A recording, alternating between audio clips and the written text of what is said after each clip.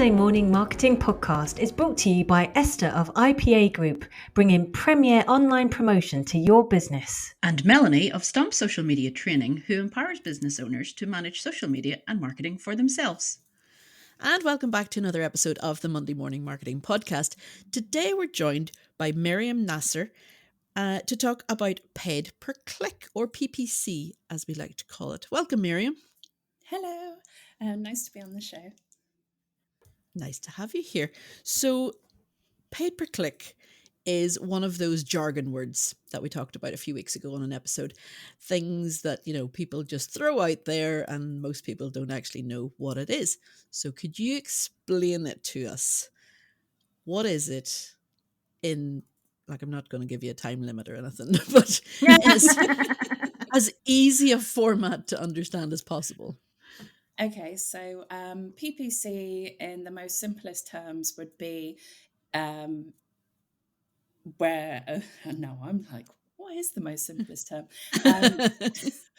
If you go to Google, at the top, you usually see a paid ad.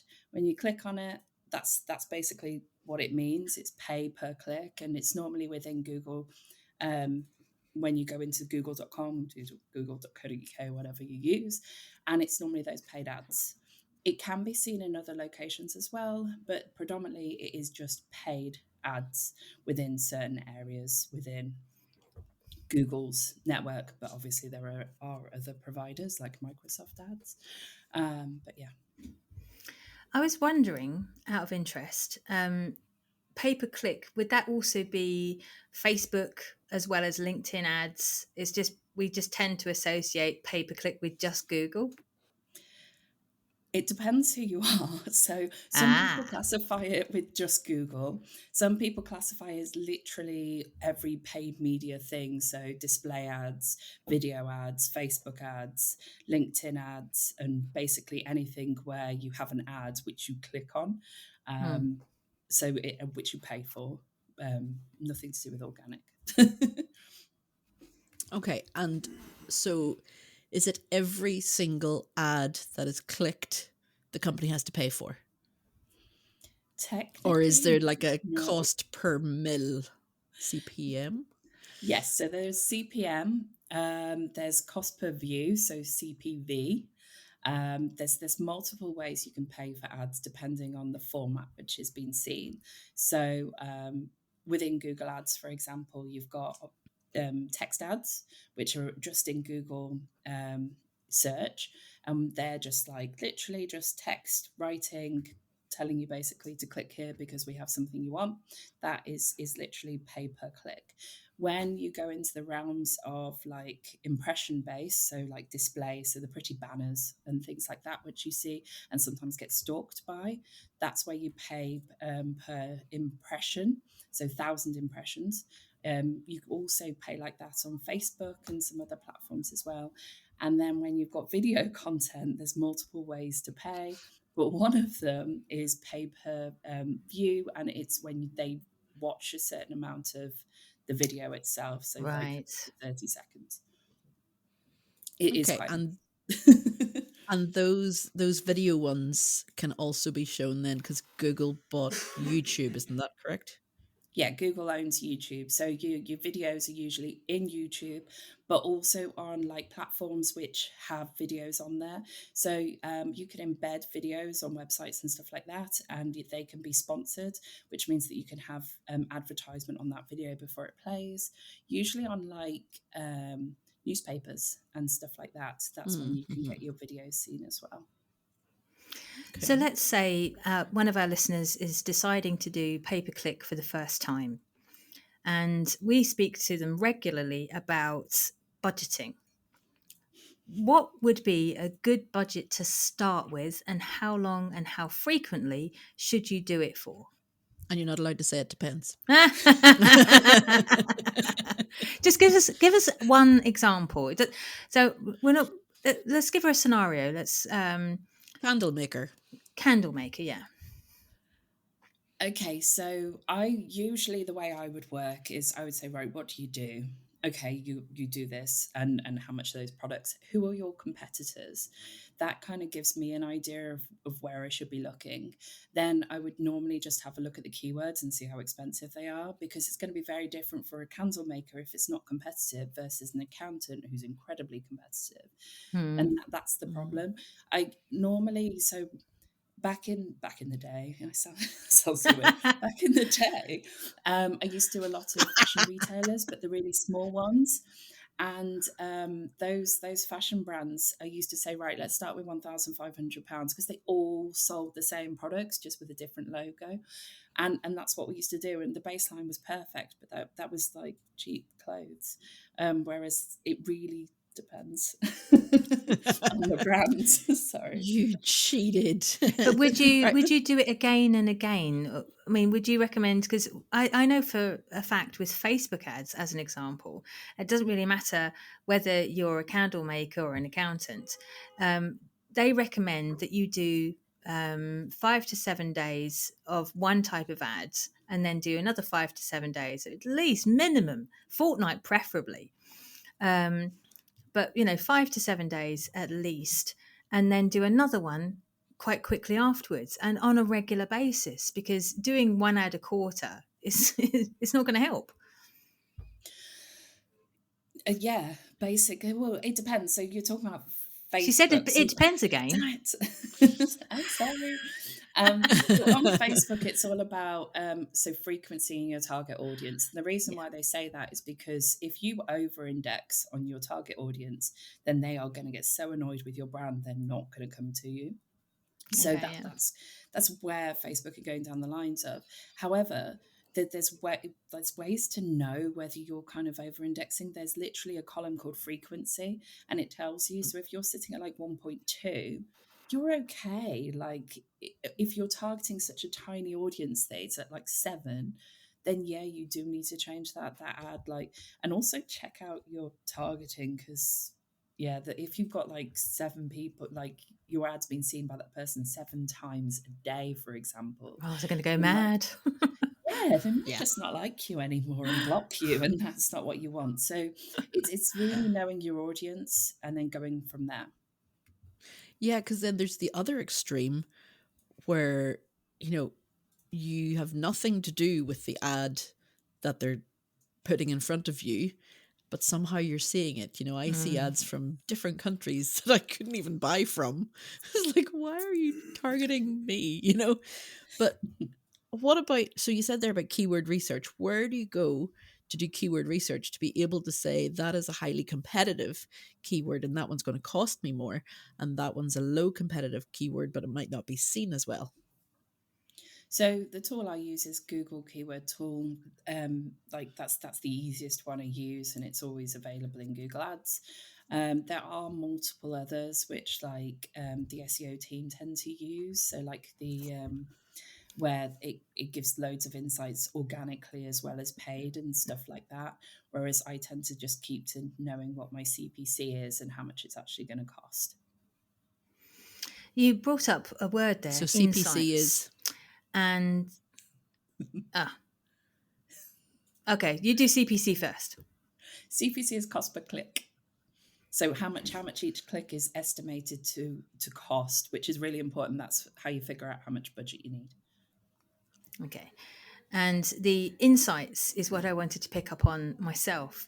One thing I do know about Google Ads, it's not something I actually do myself. I don't provide it as a service. I happen to know a couple of people in the room who do now. But I do know that you have to hover over it. You're like a helicopter parent to make it work, because it, as you say, the price goes up and down. Do you think it's actually fundamentally better to hand this over to an agent who can do this for you? Because if you don't have that sort of time, the reason why you're doing PPC in the first place is because you're trying to draw attention to your business. And if you're getting busy and you want somebody to monitor it, I recommend people use an agent, because you have to stay over it. I'm a 50-50. So Like Ah. one thing, I've worked in agency side for like 8, 9 years before I became a freelancer. And one of the things I don't like doing as a freelancer and didn't like doing in agency side was charging people and not having enough work to do. Because I Hmm. just think, like, why? And it really depends on the PPC account. So I would say if you're going to do anything, make sure it's set up properly, because that's why you have to hover over it 24/7, because it's not set up properly, because Google makes you do Ah. certain things, because Google are automatically changing stuff. There's so many changes in Google Ads recently where Google have automatically changed your keyword match type from something which is really simple, like an exact match, so it matches exactly to the keyword you want, to a match type called broad match, which means it matches to similar things to the term which you're actually bidding on. And this is automatically happening in people's accounts because you don't turn off the recommendations, and a lot of people don't know how, or they think that because it's Google, it's That they correct. know better. Yeah. Yeah, because it's Google. Ah, so that's interesting. Yeah. So So you if it's can It's one of actually empower yourself to do it in the first place. yeah, so well, basically, if what I would recommend is get somebody professional to set up your Google Ads account. Get it set up. Have that conversation with them and say, look, this is my plan. This is my aim. This is what I want to achieve. They will be realistic. If it's a good freelancer, they're going to be realistic with you and sit there and say, look, this is how it's going to work. This is what I foresee.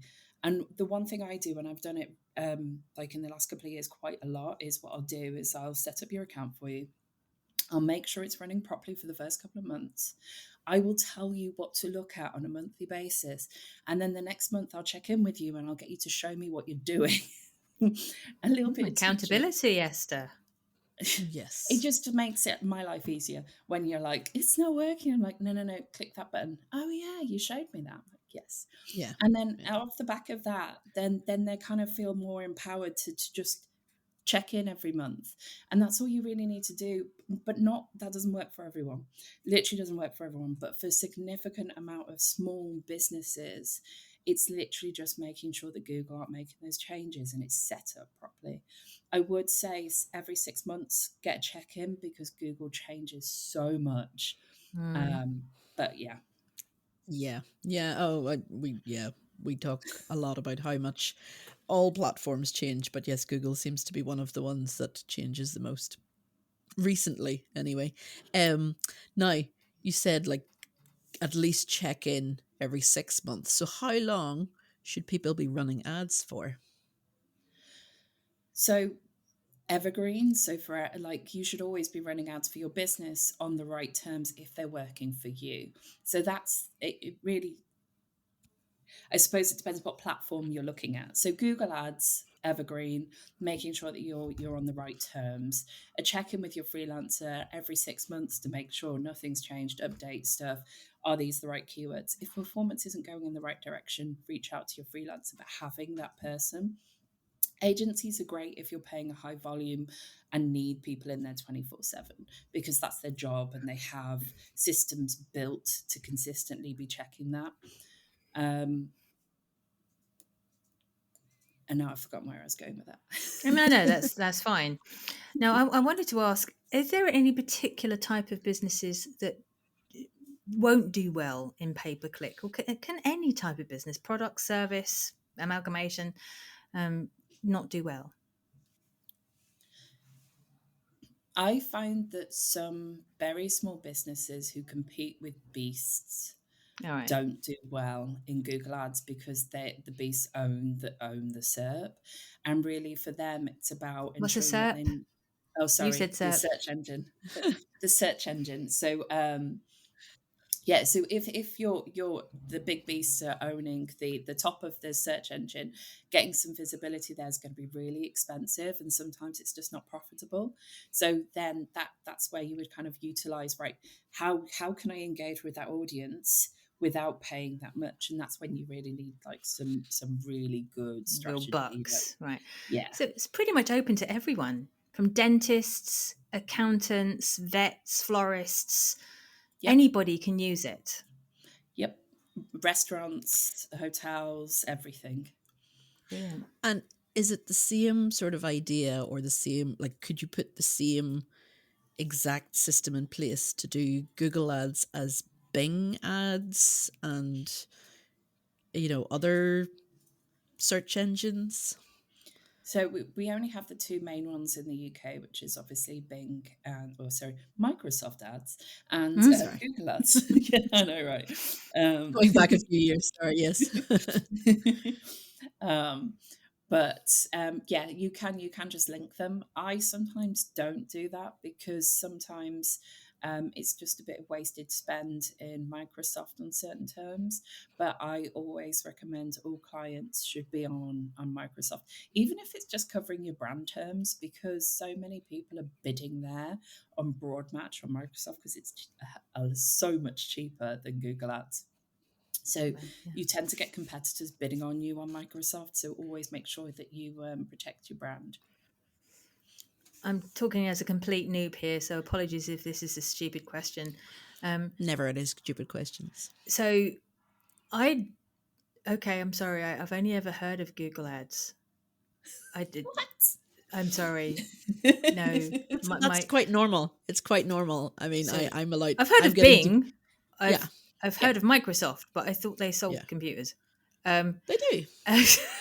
So if I did a Microsoft ad, would it show up anywhere else? Yeah, so if you're doing Microsoft ads, it's anything using the Bing search software. So, or the Android phones, not Android, Android's Google. Who are the Microsoft phones? I can't remember now. I've gone completely blank. Anybody who's using Bing search on their software would trigger your ad. So back in the day, Apple used to actually use Bing as their automatic kind of search engine, which would be used. So So ironic. I know, right? And then now, recently, because of everything which is changing in Google, they're actually talking about using Bing for Samsung and something else, but I can't remember what the something. I think it was Apple again. Might be going back to using Bing instead of using Google because of all the AI and Bard stuff. So, one to watch. And what about the likes of, because some people prefer to use Google Chrome, other people prefer to use Firefox, and other people are using independents now because they don't use, they're more sustainable, they don't damage the earth and all that sort of stuff. So will this all be found in search, doing a paid ad, even if they're using all these other platforms? So a browser is there's a difference between a browser and a search engine. So a search engine is a domain which you would go to, or a system which uses one of the search engines. So for example, I always use Chrome. I used to use Firefox. So all of those use Google. I think obviously Google owns Chrome. I can't remember who owns Firefox. But that's why I was asking, because I didn't know Yeah. what Firefox uses, and I didn't know what these other independents use. So I just assumed they all used Google. Yeah, no, they don't, which is pretty awesome. So Google and Microsoft both have a thing called search partners. So, for example, one of Google's search partners is and I only remember this from my days when I worked agency side a very long time ago, there was a new search engine which was brought out. And every time you search on it, they plant a tree. Now, I don't know. That's the whether one I it's was still talking around. about. That's Is the one I that was is talking it about. still Yeah. is it still around? It, Oh. Yep. I love that so much. Well, that's actually a Google search partner. So that is Google. Ah, right. But Microsoft has the same similar thing. Basically, they make friends with every other search engine you can think of out there, and they call them search partners.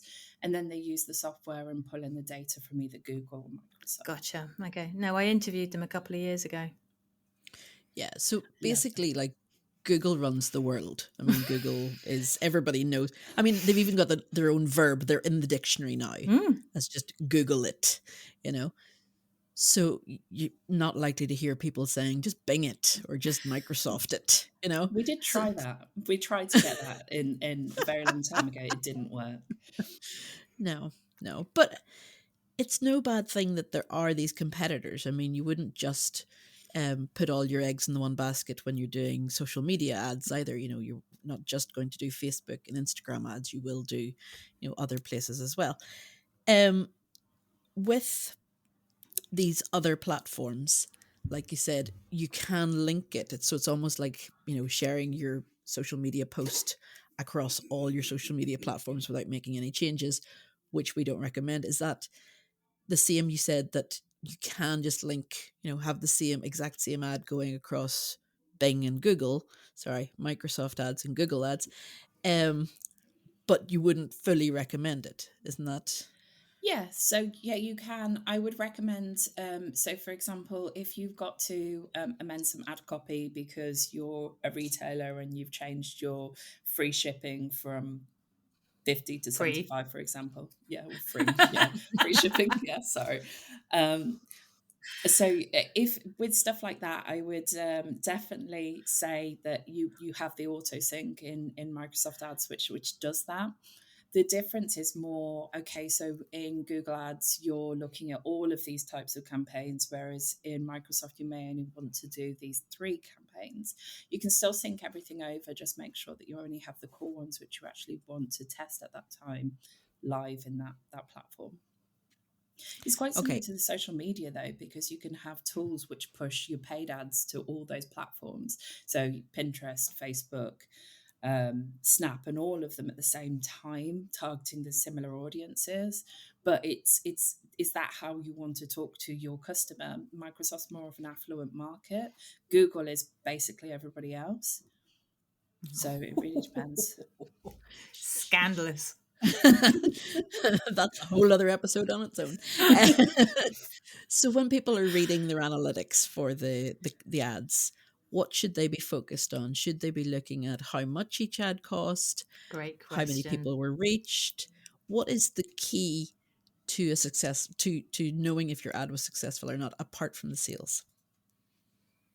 I would, so if we're talking about the literal ad, then it's about click-through rate. So how many people actually, or an interaction rate, because sometimes it's not a click, sometimes it's how long it was viewed for and stuff like that. It's really, okay, so if I got 100 impressions, okay, that's really small.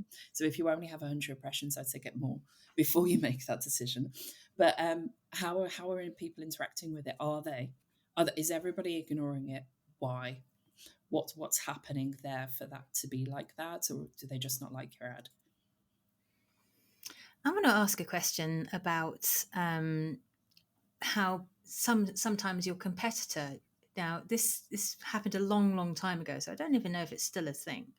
But I know that one client I worked with had he thought a competitor had clicked on his ad and went through all of his ad spend in like a couple of days.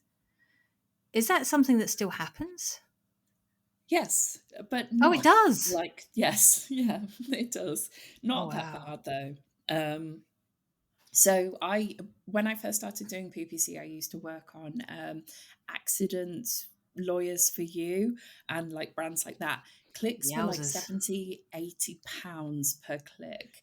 And yes, competitors used to click on their other people's ads. It does happen Wow. now, but if you regularly do it, Google sits there and is like, okay, something weird's going on here. Why is this person doing it? And then they've put in things in place like ECPC, where if you are that ECPC is enhanced cost per click.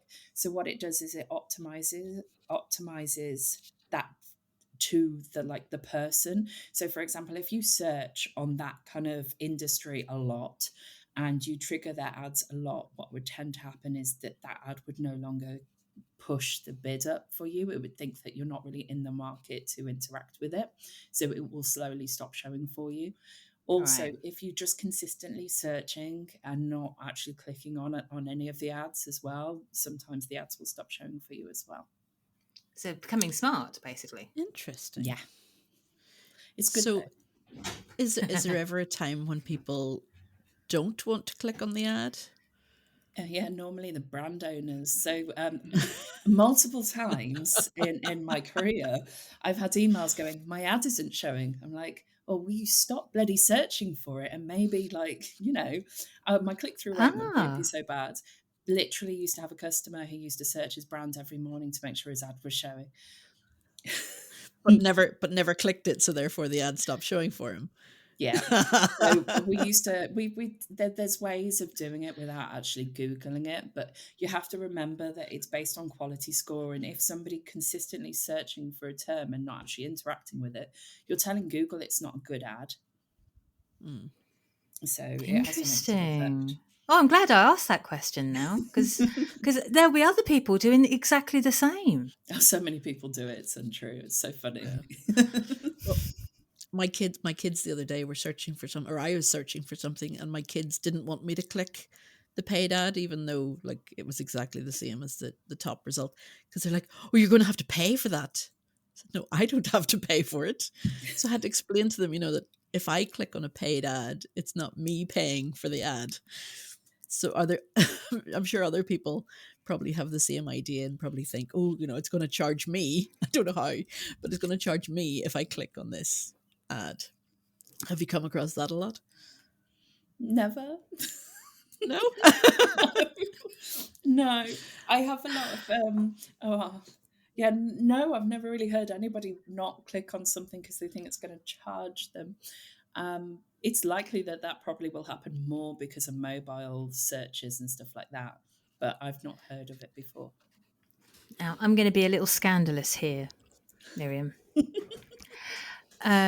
I regularly do start your own business training. And I obviously mention as part of the training SEO and how to get found in SEO and that sort of stuff. And there's options of doing it natively and through paid ads as well, certainly like Google. And I frequently ask now, even though these are startups, they're all grown-ups at the end of the day. They're all adults, they're all mature people. And I say, so if you do a search for flowers, let's say, where would you typically click on the terms that come up? Would you click on an ad, or would you click on the first organic link?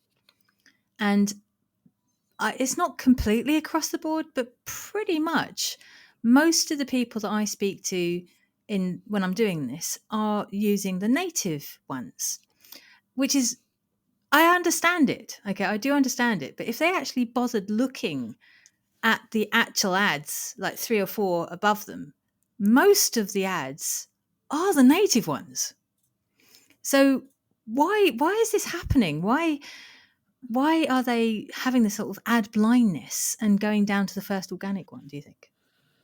I don't think that they're even going to the first organic one. I think it really depends what search term you're searching for. But most people I've found recently think the shopping ads where they're pictures and their products and you click on the product, they think that those are ads and anything below it, like it's not really a organic or paid ad, because most people don't really know the difference. They just click on a text ad, which is either an organic or paid text I think it's less version. obvious on a mobile. I think it's much less obvious done on a mobile. intentionally though. Yeah. Like But if you do it on a laptop, you can see the paid ads on top. You can actually see there's a box and it says ad next to it. But on your phone, you don't see that. Yeah, I think in terms of like paid ads now, they are hidden within the organic ads as well. So if you scroll down on desktop specifically, you'll find that there's actually paid ads halfway down. There's depending on the platform you're using as well. So the browser, Of course, yeah. you can literally have scroll forever, and if that's on, you will find that every 10 or 12 organic listings, there's another paid ad in there. And you just don't know, but nobody really scrolls that far. And if they do, they normally work in digital marketing, to be honest. So. See, I'm looking right now, and it says sponsored at the top on my laptop. Okay. And then the exact same company is also the first organic one. So, yeah, but they probably have good SEO as well. Yeah. So, would you say, Meriem, that SEO and pay-per-click go hand in hand, or could you do a really good ad and still not show up in the first 10 pages of Google organically? Both. So you can have a really there She are didn't just say it some. depends. I know, right? I was trying to think of a different words. No. Sometimes Google does not show a paid ad when you search. Sometimes it just doesn't, because it doesn't feel it's relevant to be seen there. Nobody else is there. I've done it a lot of times where I've been, why doesn't it show? And it says low search volume, and there's volume there. It's just there's no ads whatsoever on that page, and I think that's why it doesn't feel that it's relevant for that. And you can have the best ad in the world, but it just doesn't work. Wow. I mean, we could geek out on this for the rest of the day, and the episode could be one of our longest ever, but we do have to wrap it up because we we value our listeners' time. Meriem, where can people find you? Where can they learn more about you? Where can they contact you and get more information about you? So to find out more about me, you can reach out on LinkedIn. Just search for Meriem Nacer, and I will appear. And that's probably How the do you best spell place. Meriem Nacer so that our listeners can? It's spelled MERIEM NACER. Okay. All right, perfect. And so reach out to Meriem there and connect with her on LinkedIn. Thank you so much for being with us today, Meriem. It was an absolute joy, an eye-opener. I'm sure Melanie's head is completely, exploded right now. She's going to have to go for a lie down after this. But these are the types of conversations we like having, and opening the eyes of our listeners as well. So we'll be back next week, guys, with more Monday Morning Marketing. Until then, bye-bye. Bye, guys. Have a great week. You're waving. You're waving. You waved.